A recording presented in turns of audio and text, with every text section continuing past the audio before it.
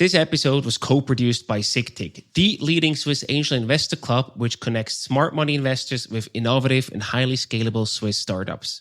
SICTIC has published the Swiss Angel Investor Handbook, packed with the best practices for people that want to learn how to invest in early-stage startups and avoid common pitfalls. It's also a useful guide for startup founders that look for angel investors. Go to angelhandbook.ch to get your free copy. Again, that's angelhandbook.ch. Does the founder really understand what the journey of a startup is? It's not a research project. It's you build a company and you ship a product and you go global, right? It's a very big mission. It's much more than doing cool development and some research. You do that at the very beginning. Once you know it works, then you go to development, and once you have customers, basically you ship and then you scale up, right?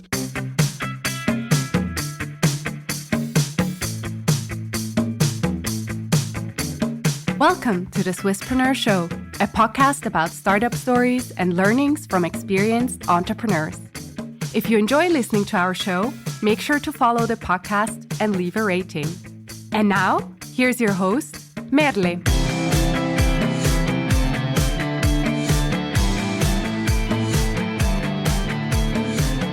Welcome to another episode of the Swisspreneur podcast. Today I'm joined by Paulina and Thomas. Thank you all so much for being here. Hello. Thank you for having us.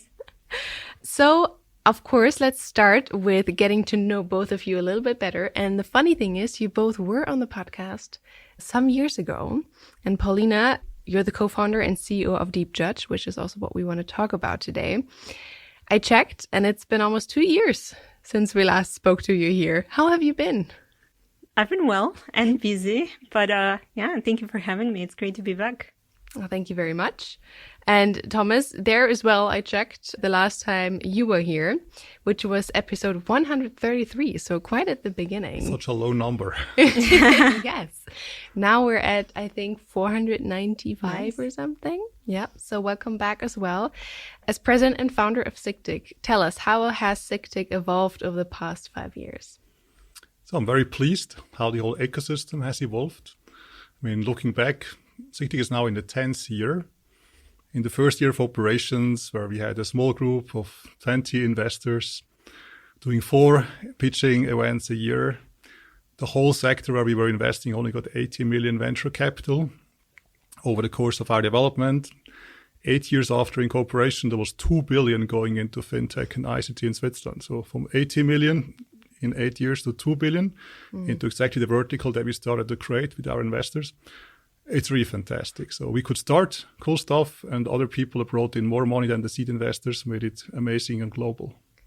So talking about cool stuff that you just mentioned, we also want to talk about DeepJudge today, which is one of the wonderful cases that we have also at SICTIC. So DeepJudge aims to revolutionize legal document understanding with the use of AI.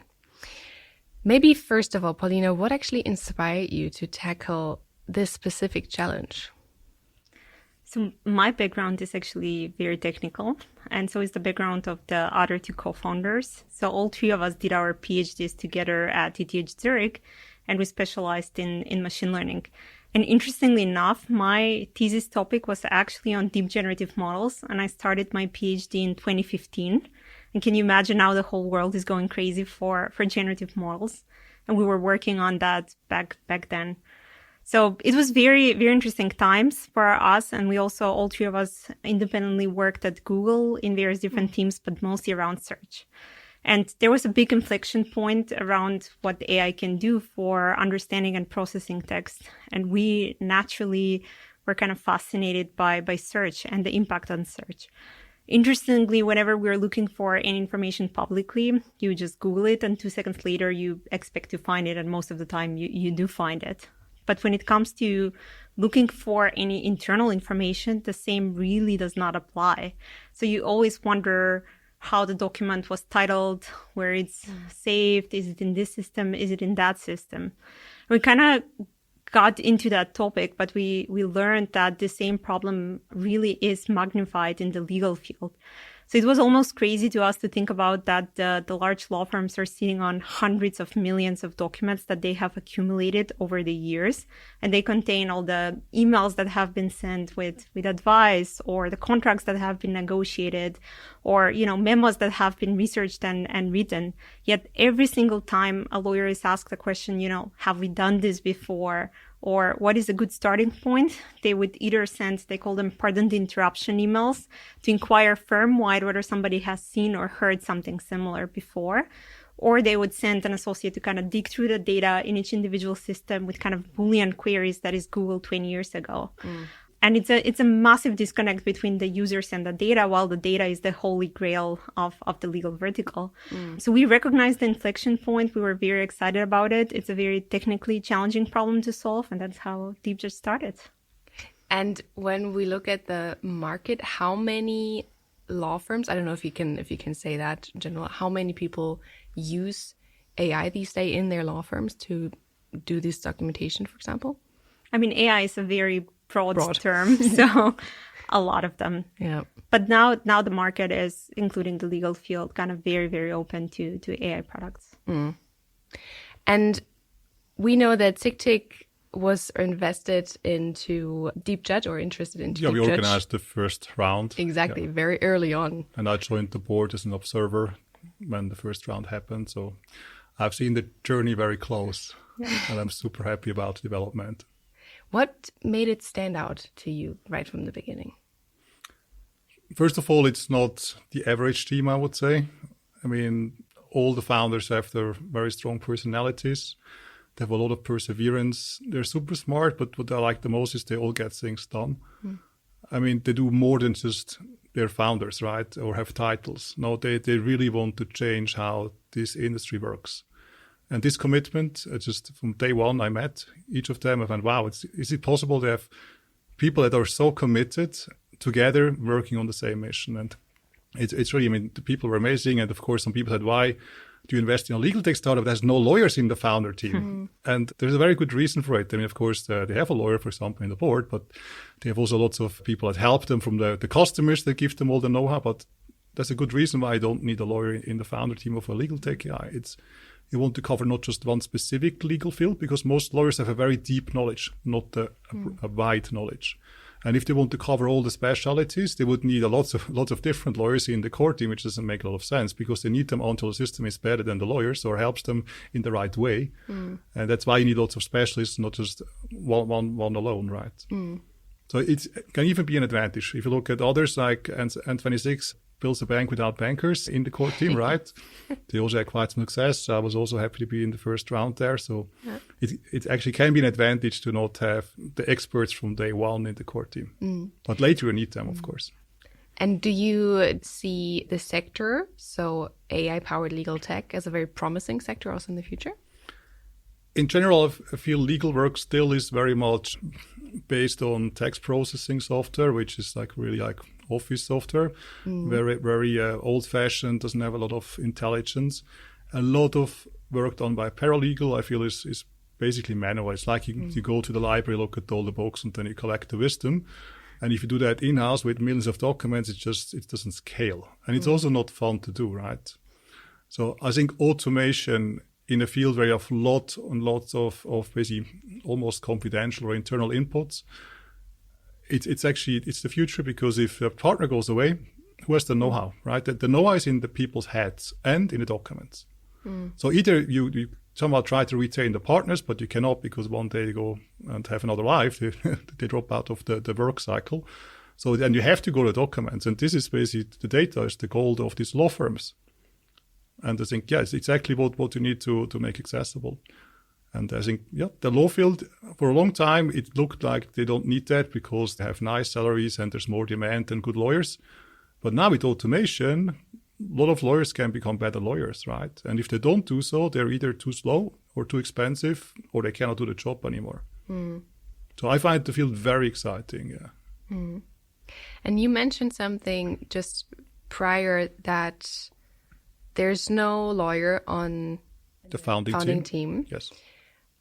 However, of course, with people investing in you, they bring their knowledge as well. And we often hear this topic of smart money, specifically when it comes to angel investing. First, to our listeners, can you explain the term smart money and how do you and the SICTIC angels live up to that term? Yes, so every startup needs money to hire people, right? That's just the money, the investment, right? The money part. It's like the fuel. You need that, otherwise the rocket doesn't go off. Now, smart money is basically anything on top of just the pure cash investment. One thing which helps a lot is helping with product market fit, which means understanding your client, understanding the biggest problem they have and what they would pay for the most if it's solved. So re-understanding the biggest pain points. Now, of course, if some investors come from the law field, they most likely know what in their daily work is the biggest pain point. So this is understanding the market and then the product market fit. The second thing is organizing a meeting with a prospect. So let's assume they have a prototype, a first beta version. Now, all the law firms are very busy and they're very expensive by the hour. So you cannot just like go out to all of them and think they would happily try all new cool software out there. Even if it's on Product Hunt or whatever, they would not even look at it, right?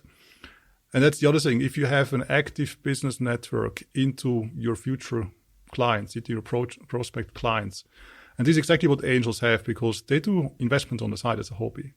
So angels, they don't invest full time. They have a day job and there they have an active business network. And as a hobby, they invest. And just because of that, having an active business network, you can easily open doors to your prospect clients.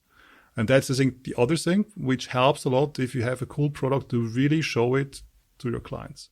From your perspective, Paulina, the product market fit topic, I mean, Thomas just mentioned it must have been really, let's say, interesting for you. Can you share us your experience and hurdles that you have, and maybe also how the smart money in that sense supported you?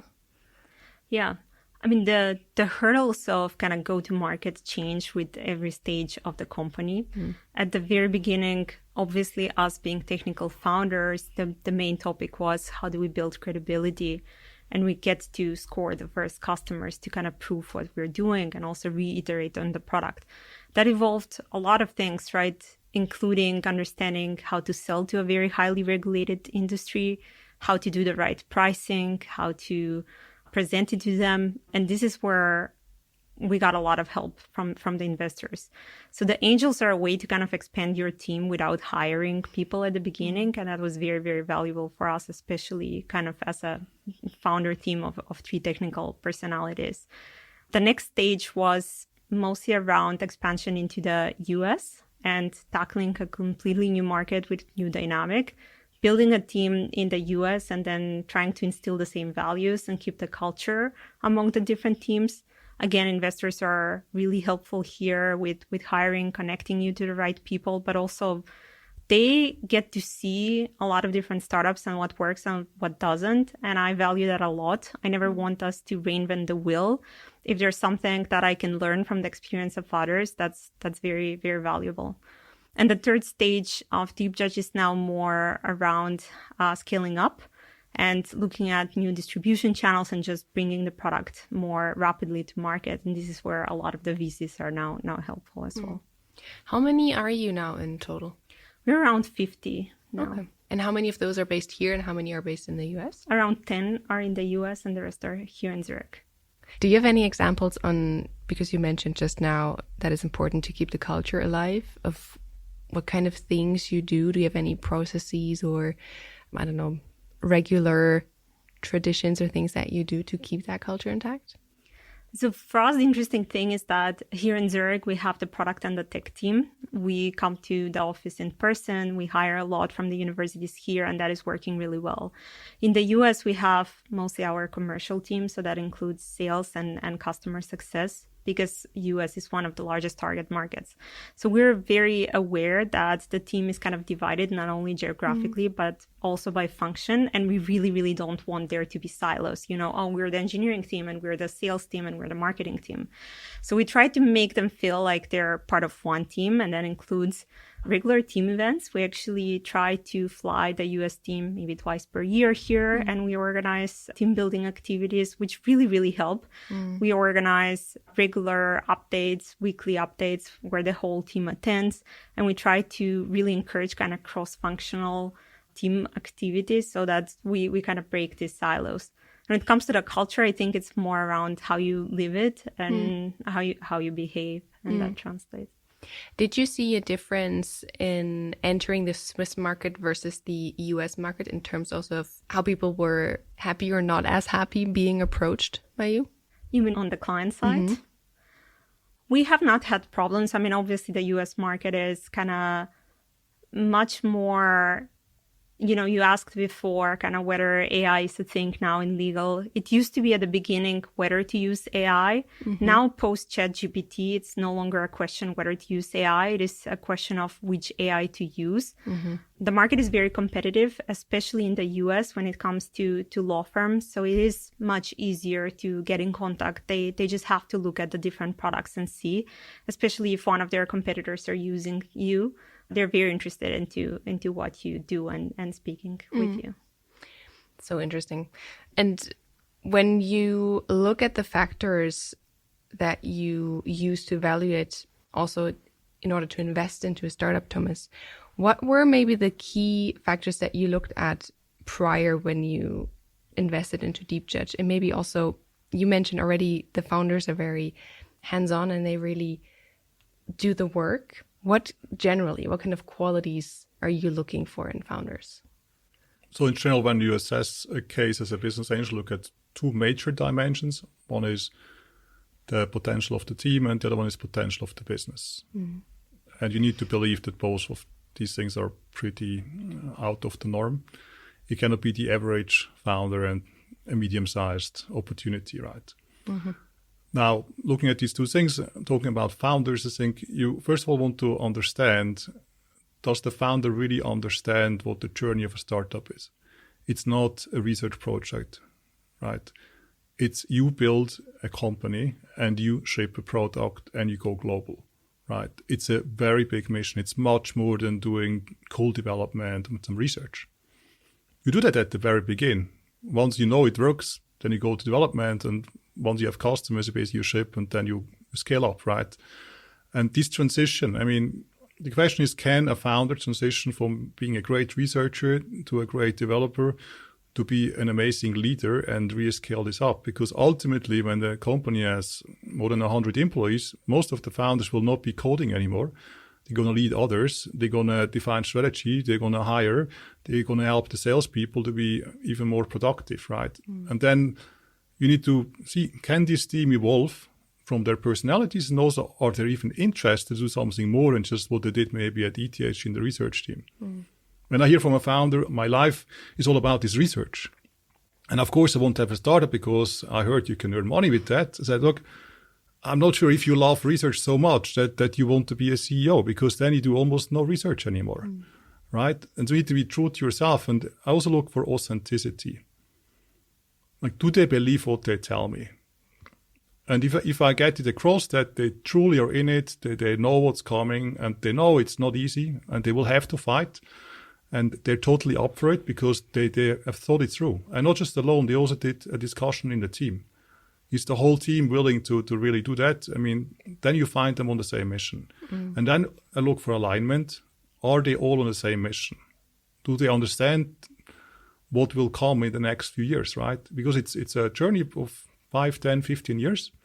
It's not half-year project, right? So yeah, alignment is important. High ambition is important. Perseverance is important. And yeah, authenticity. If you're not authentic, if you just try to impress the investor, and then the next day you're a different person when you meet him again or her, I just feel that's not how you want to engage. Because for me, it's a long-term engagement as well. I put in the money, I put in my time, I help with my network, right? You put in a lot before you see something coming back, right? It can take years. And for me, the journey is only fun if I have a cool team around me that they can trust. And for that, this alignment is totally vital. And Paulina, you were nodding the whole time when Thomas was explaining the journey from researcher to CEO. Did you have a similar experience yourself? I think the research prepares you for a lot of kind of the startup world. It's a tough environment. I mean, especially for us, we were publishing papers in machine learning in probably the most competitive field, which was around generative models at the time. You get a lot of no's, you get a lot of rejections for your papers, but you believe in your work, you try a different thing. Networking also really helps a lot in kind of research. I mean, in any field, and I find networking and having a kind of great, basically network of people to reach out to hire, to ask for advice really helps in startup land. But yeah, you have to be prepared kind of for transitioning. And it's true. I mean, I haven't written a single line of code. So my kind of role changed a lot, but you have to love it, and you have to love the journey and kind of be really in love with the learning curve and the whole experience of it. You can't be just focused on the end goal. You just have to be there for the ride and enjoy it. Now, you mentioned before just the word email addresses. So we know legal documents contain a lot of sensitive data. How do you, a DeepJudge, ensure privacy and maybe the ethical usage of AI? I mean, security is a big topic when you're working in the legal industry. That was one of the pillars that we just had to build upon when building the product. Interestingly, in legal, there is not only just external kind of security where obviously nothing can leak to the external world, but there is even security internally. So not every person inside a law firm is allowed to see everything. So if you have worked maybe on a deal for Coca-Cola, you're not allowed to see any documents about Pepsi. And there are so many of these deals inside a very large law firm that we also have to respect. So that is just built in the product from the ground up. And obviously we have all the security certifications. And on the other side, as an investor, Thomas, how do you assess the ethical implications of the technologies generally also that you back? The question is always, what is the ultimate use case that the company wants to make money with, right? And you also check with the founders, of course, if you have a dual use technology. For example, drones, very good example. You can use it for civil applications, rescue missions, mobility, whatever, goods transport. But you could also use it in the battlefield to bring weapons to the point of the front line, right? Now, this is pretty obvious if it's dual use in certain cases. In others, it's not. If it's obvious, typically we approach the founders and say, okay, where do you want to make money? And what would you do if some military people come and make you a good offer? Would you say, okay, we switch over? Or say we stay here? Now, in Switzerland, the nice thing is if you start to ship military goods, you're under very heavy laws. Basically, you cannot export anymore, which means you can only do it internally or with permission from the state, which shrinks your market tremendously to almost nothing. So if you're a Swiss startup, it's not a very good market to go into military applications as long as you stay in Switzerland. If you want to take the whole team and run and go somewhere else, of course, it's a different environment. But then again, it would no longer be a Swiss company. So often if it's military applications, we see it rarely if it falls under export laws. So that's not a big issue. Now, coming back to DeepJudge as a case, I mean, yeah, what happens if it develops a bias, right? It gives recommendations to try to do the court cases in a specific way to basically turn the law a little bit in an area or in a way that maybe some people feel very uncomfortable. I think this can definitely happen, yes. And it all depends on the calibration of the system and also on what you build into the system. Now, thanks to them doing lots of pilots with their law firms and the law firms ultimately being responsible for the results. And typical lawyers that we work with have a very high ethical standard because they know if they do stuff which is basically borderline legal or if they do stuff in a way that people say something is really wrong in how you do the thing, I mean, they're going to lose business, right? So it's not in the interests of the customers they work with that they would do something which is grossly unethical. But of course, there's things where AI overtrains or AI just semantically overinterprets because the training data they get is not equal. And that's things that come to the surface. And then the question is only how does the company react? And that's a question maybe for Paulina. I mean, if your customer tells you there's a bias in the system, what would the team do? We would definitely look at it. But in our case, most of the things are based on references. So there's very little we kind of recommend or generate. everything is based on kind of existing data. So there's a search layer, and then there's the generative layer, and even in the generative layer, everything that comes with references so that they can check exactly why this recommendation is in place. Yeah, as long as you don't go into decision making, the name implies DeepJudge as a judge in the system, but currently there's no judge in the system. Yes, exactly. It's a bit misleading. But the judging is always left to the user. Yeah. Buying Bitcoin has never been this easy. Thanks to the Relay app, you can buy Bitcoin with a bank transfer or a debit and credit card within a minute. The great thing about Relay is that you are the sole owner of the Bitcoin you buy, as you're always in control of your funds. You can also set up a savings plan to buy Bitcoin automatically every week or month, or buy it fee-free for up to 100 Swiss francs or euros each month.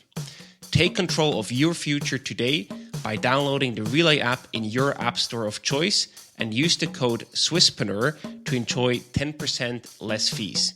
That's SWISSPRENEUR in all caps. A quick disclaimer, Relay services are exclusively recommended for Swiss and Italian residents. What would you say, Thomas, is maybe the biggest risk for DeepJudge? The biggest risk if you are a scale-up is always, does the next bigger funding round work or not? Because if you hire a lot, go into new markets, you need a lot of funding, and ultimately, if you get a big check, then this investor expects that in 2 years down the road, there's an even bigger round, or you are ready to go public or do a merger and acquisition. So the two biggest problem is there is no bigger round, or one day it's very hard to do an exit because no company wants to buy other companies, or the stock market doesn't want to accept any more startups. So that's the two biggest things. Technically, I think the team has it under control. Currently, there's a lot of market demand. They actually don't have enough people to ship. So the order books are full. That's not the problem right now. If they go to a new market, of course, let's assume they go to the Asian market. It's always an experiment. And I would always try to keep this separate from the current business in Europe and US, which seems to get really nice traction. If you go to a complete new market, you need to work with people which are in these markets and know the markets.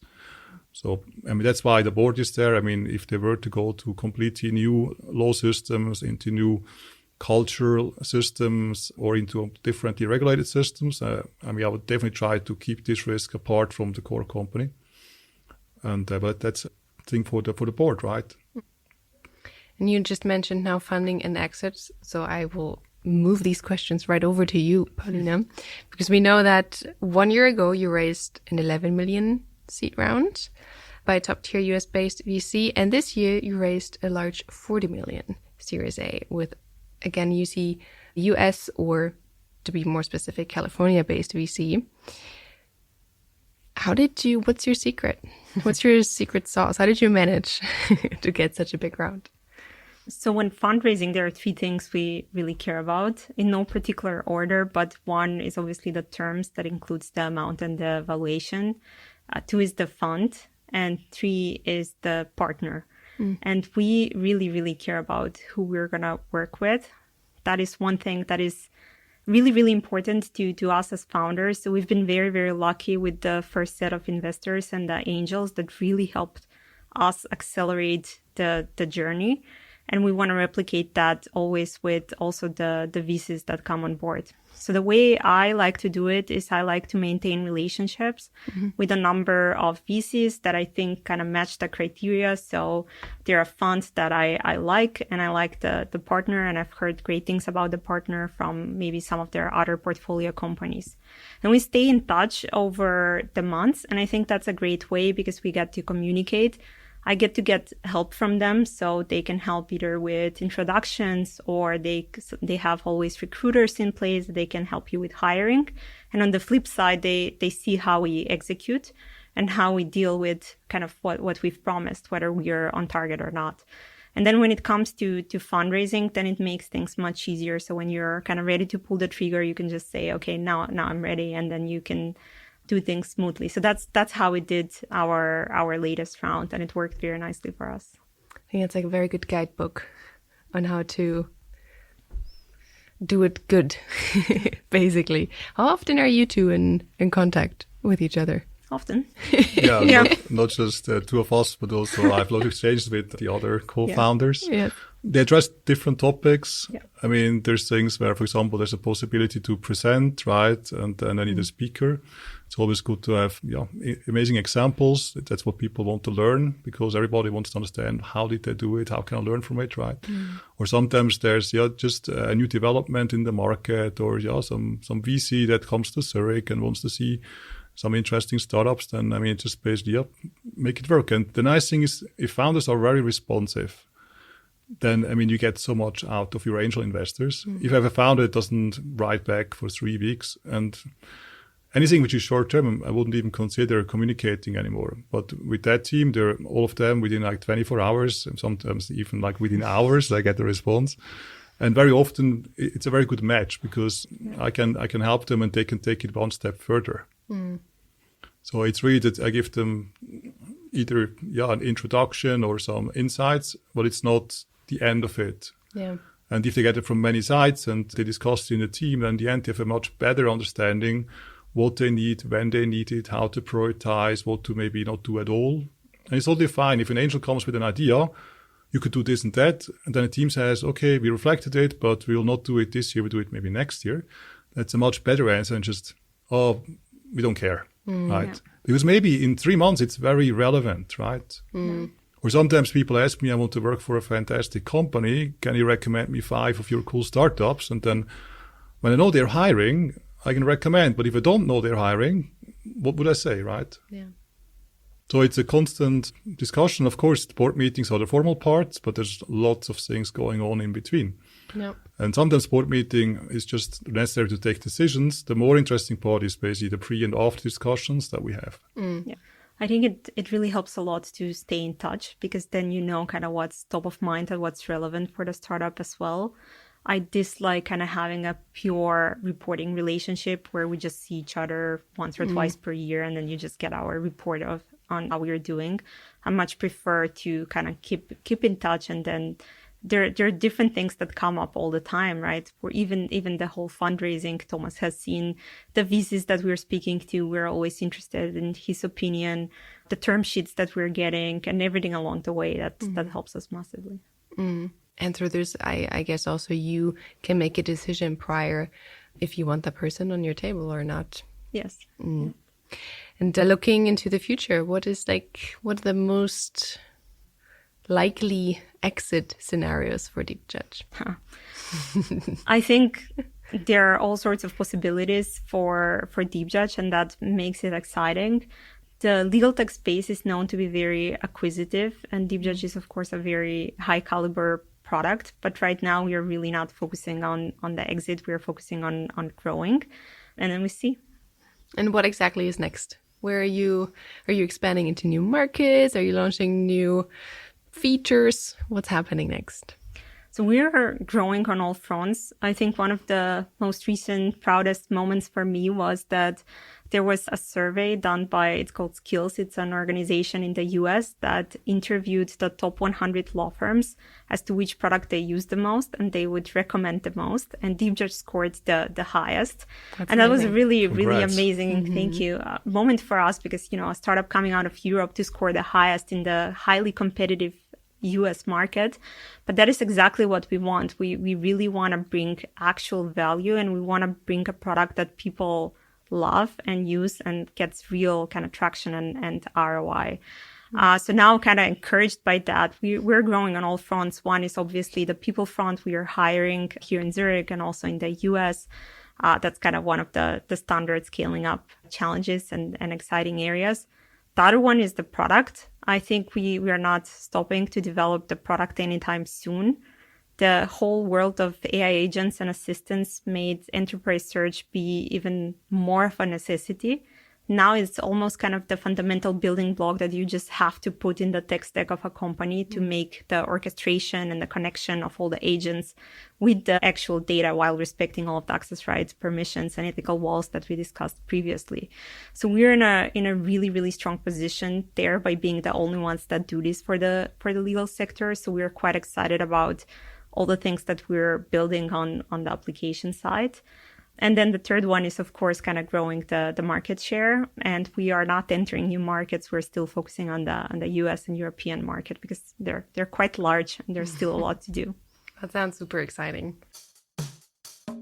Hey, did you know that Swisspreneur just published a book? That's right. We've spent the past year writing Swiss Startups, a compact view of some of the most amazing startup journeys in Switzerland, from scrappy beginnings to world domination. If you love listening to our podcast, then this is about to become your new favorite book. Find it now in all major bookstores or click the link in the show notes to order your copy from Helvetic today.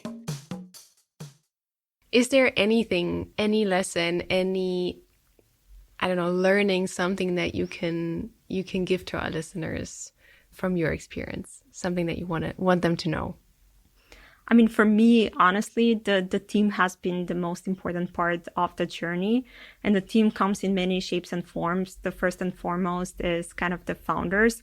That is kind of the thing that stays with you throughout the whole journey. I really believe the market changes quite a lot. If you are in AI, the AI world changes quite a lot. You have to be very agile and adapt to what is going on, like in the go-to-market, in the product side. You can pivot, you can change a lot of things, but the team is the one that should be there to kind of, go through the good times and bad times. And I really think a lot of the success is because of the kind of the great co-founders that I have. But then that extends to the whole team of DeepJudge and the people we hire. I think it's really important what kind of people you hire and how you work together. And the same goes for the investors. I've heard good stories and really bad stories about people getting the wrong people in the board. So we've been very careful. So I would really say, like, pay attention to the team. I think it's very important. I think it's a very, very important lesson. And like you said, team is so big. It means so many different parts of the whole orchestra, basically. Yeah. And now we've looked into the future of DeepJudge. Let's, to finish up, also look into the future of angel investing. So, Thomas, beyond legal tech, which we've now covered, which emerging industries are you or SICTIC specifically excited about? So in general, we see a lot of AI startups in any sector. I think Switzerland is definitely a good place to go very deep into a specific industry and then connect it with AI and automate it, because you need the expert in the industry and the expert on the technology side. And because Switzerland is such an amazing ecosystem of international companies which are in different fields, and they're very successful, from pharma to food to banking to insurance and also to manufacturing, like, really broad. We have basically all the experts in this country. And we do research in these areas, and we have the automation tools.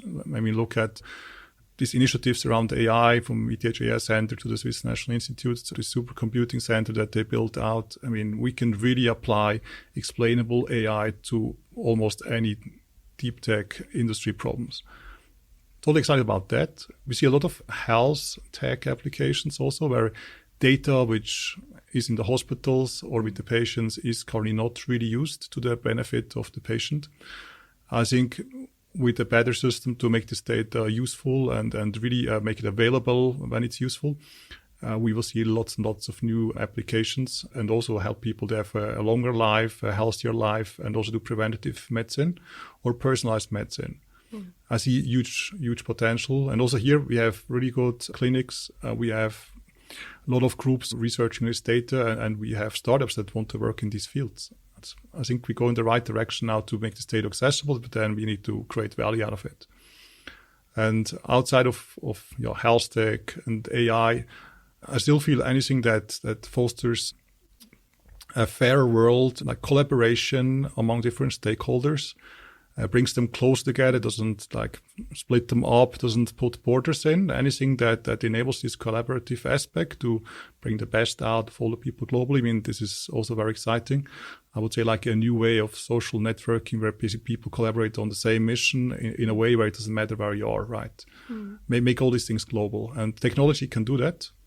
And we as a community, SICTIC, basically, we want to connect the best deal flow we have in Switzerland with all the investors globally. We've done outreach to more than 100 VCs in Europe, told them about our deal flow. And many of them now started to engage with us. Some of them really joined us as a member. Even business angels from Stuttgart are now officially members of SICTIC. Now the Italian club wants to be a member. We really connect now with angel clubs anywhere, with VCs anywhere, and show them the amazing deal flow we have, and they show us what they have, right? Mm-hmm. And this exchange, very interesting. I got invited by some European initiatives where they want to restructure the funding and how we can move people around. And they want to include Switzerland here. Or I'm an advisor now at Deep Tech Nation Switzerland, where they want to bring up to 5 billion Swiss francs into the ventures ecosystem every year on an ongoing basis by building a fund of fund and doing publicity and all of that. So all of this grows together. And internally at SICTIC, we have 2 cool initiatives. One is bringing next generation into investing. So now our investors can bring the kids. They don't need to be of full age already. They can come with 13, 14, 15 and discuss about investments and portfolio. And that's really cool. And of course, we have the Angel Handbook for anybody who wants to learn it. And that's what we're currently reworking. And we already have an AI assistant online where you can ask all your questions without having read the 250 plus pages. So a lot of things are happening. Yeah. And with the team we have, we can really connect people and help them to become great investors. I think it's great initiatives. We just launched an episode with Mao and his son, who also talked a lot about the Next Gen program, which is great. And how can our listeners or founders that are our listeners as well connect to these investors?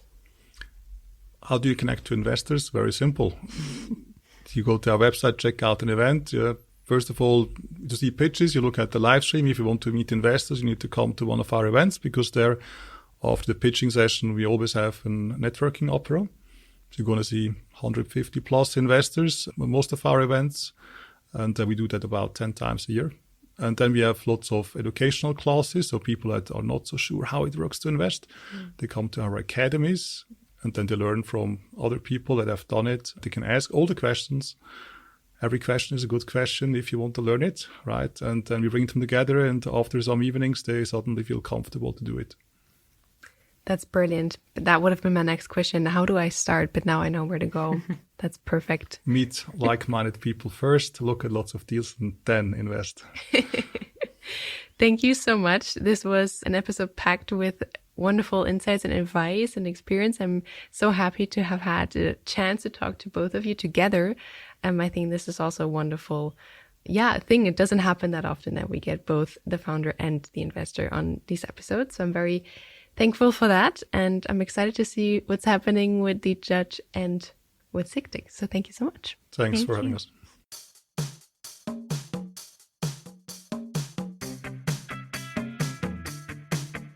We hope you enjoyed today's episode. If you did, you can support us by rating our show on Apple Podcasts. This way, we can reach an ever-growing number of aspiring entrepreneurs.